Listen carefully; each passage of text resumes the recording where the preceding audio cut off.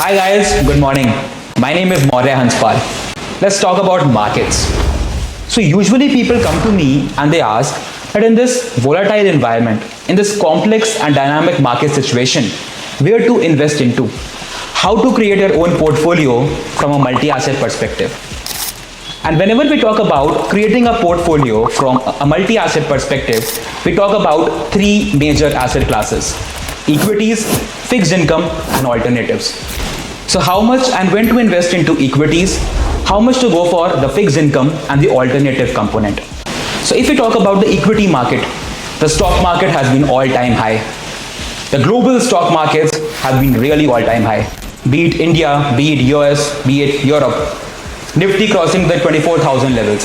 Sensex crossing the 80,000 levels. The S&P and the Nasdaq being all-time high. And now the question comes about the valuations. The market being surely overvalued by a certain margin. Where to invest in? How to invest in? Which sector is the best sector to go for? So if we talk about the sectors per se from an Indian context, every sector appears overvalued except for a few of the sectors. And these sectors being the private banks, the NBFCs, the automobiles and the media sector. The private sector being undervalued, of course being supported by all the cash flows and the profits and the great management outlook.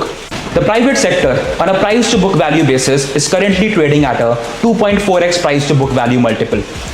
The average 10-year multiple has been around 2.7x, again at a discount of 4 to 5%. Same with the NBFCs trading at a discounted value.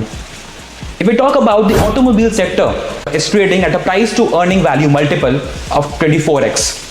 The average 10-year price to earning multiple being around 27x. So again, these sectors of private banks, the automobiles, the NBFCs being trading at a lower valuation. And if we talk about the other sectors, be it the PSU space, be it the capital goods, the defense space, the telecom space, all these sectors being trading at a higher valuation. But can we avoid such sectors?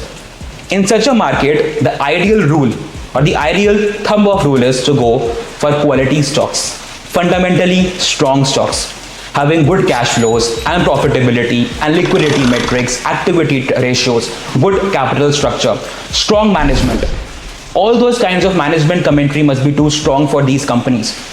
Because ideally, in theory, we tend to learn that always sell an undervalued stock, right? Always buy an undervalued stock and sell off an overvalued stock. Theoretically, I'll repeat once again, we tend to say that always buy an undervalued stock, being trading at a very low price to earning multiple or a price to book value multiple or any other specific valuation multiple for that particular sector. And we tend to say that sell off a higher price to earning stock or a higher price to book value stock. But that might not always work in the real world. A stock which might be fundamentally very poor, having negative cash flows or poor cash flows, having losses, having no solid management, having a very weak balance sheet or a capital structure, will still be trading at a very low price to earning multiple. It might be a very cheap stock, a penny stock. Would you still buy that stock? Of course not. Same for a higher trading stock on a price to earning value multiple or a price to book value multiple. Is it always good to sell off such stocks? Not always. Because price being the leading indicator in those particular valuation ratios. Price is also affected by sentiment, whereas the denominator of that equation or ratio comes with a lag. That is your EPS, the earnings per share. Because the company declares their results on a quarterly or annual basis, right? So if that earnings growth rate that is being denoted by EPS is supporting the price, again that higher valuation is justified. Then why to sell off such stock? You can hold that stock or buy even more. If that earnings growth rate through EPS, the earnings per share is getting justified, right? So it's good to go for fundamentally strong companies, good companies, having strong cash flows, good profitability, good liquidity metrics, good activity ratios and efficiency ratios, good capital structure. Even if the debt is too high, that must be justified. Because taking a debt is justified till the cost of debt is less than cost of equity. Because the firm will always have a magnifying effect upon the EPS of the firm, and that will also support the multiples. Correct? So going towards the global markets, Again, all the sectors in US are all going positive on a YTD basis. Be it communication services, be it technology, be it financial services, be it healthcare services, or any other sector, except for the real estate, which is down by minus 2.7% on a YTD basis. The US sectors again doing really well. Talking about the theme of power and energy, it's a global theme now, especially about the Indian markets, the US markets, and European markets. The balance sheets of the banks have become very strong in Europe.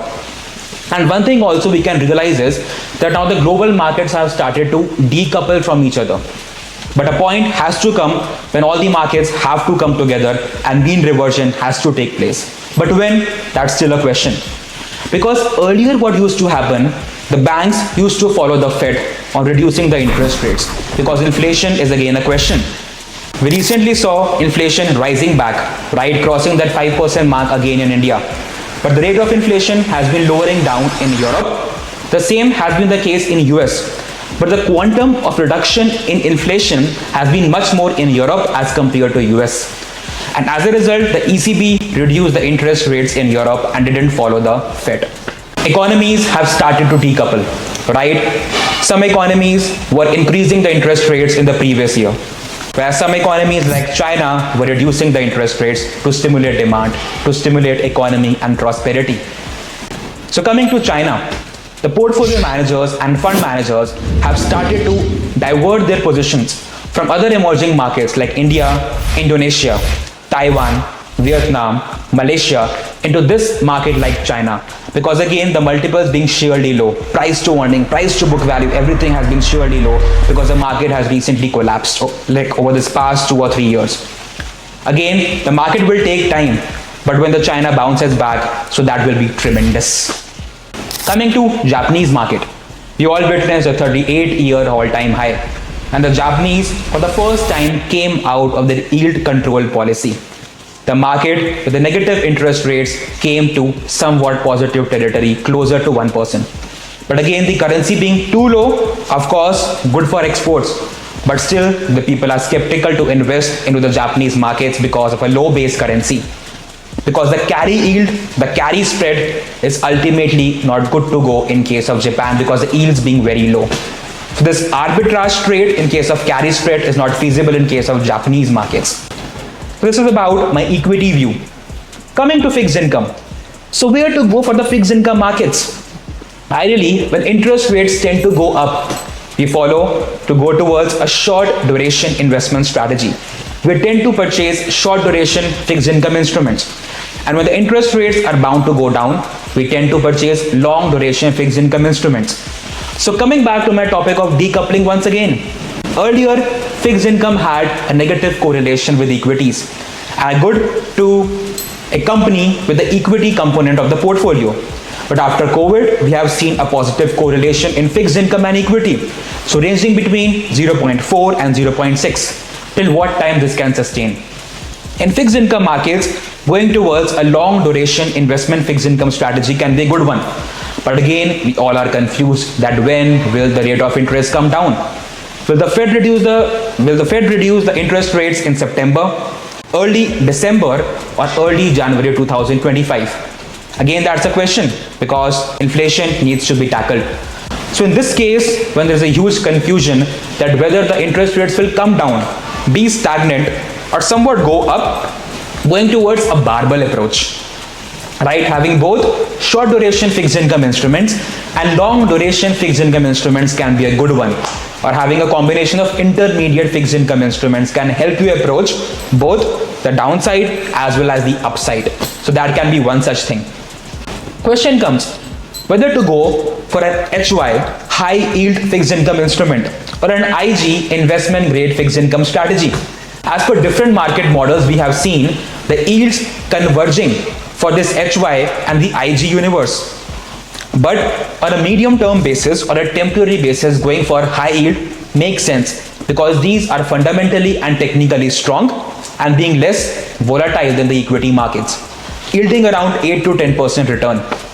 But over the long term basis, IG can be a good one because ultimately the spreads are becoming tighter. The spreads are getting compressed. That is the difference between two fixed income instruments, the yields in those fixed income instruments is getting compressed.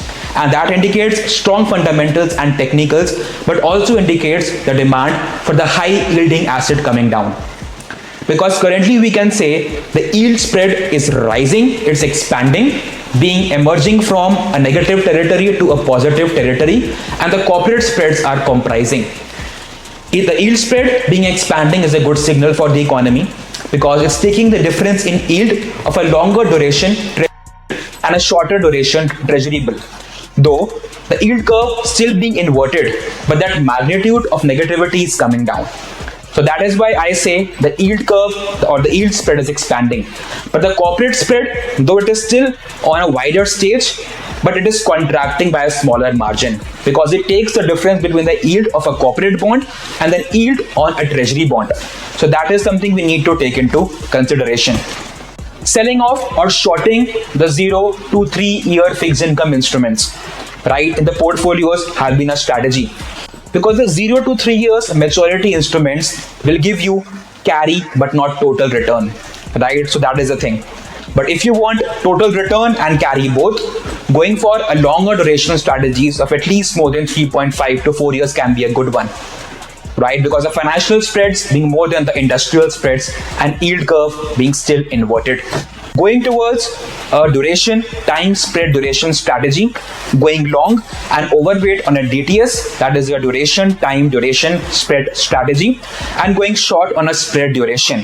Why? Because the duration time weighted strategy, it takes into consideration the relative change in spreads, whereas the spread duration, it takes into consideration just an absolute change in spreads. Convertibles can also be a very good metric or a very good tool to go for because they offer you an upside or a downside in both of the scenarios. If the yields are going up on a convertible instrument, the debt proportion of that instrument will go down, but the embedded equity option through calls will give you that return. But when the interest rates are going down, the fixed income component will rise in case of convertibles, again being a very good fixed income instrument. So, in case of fixed income instruments, a barbell approach can be a good one, having both the short duration fixed income securities and long duration fixed income securities, combined with the high yield instruments being overweight on high yield and almost neutral upon the IG universe, and convertibles can be a good one. And towards the alternatives, one can think of going towards the private credit, private equity VC market, distressed debt, or a private debt in general, because these kinds of instruments command an illiquidity discount. They offer you more risk but higher return as well.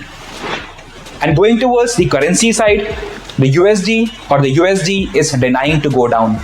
Again, the USD being too strong. So just in one liner, I would sum up my view upon the multi-assets, being overweight on equities, constructive on credit, being long on USD, and neutral on duration.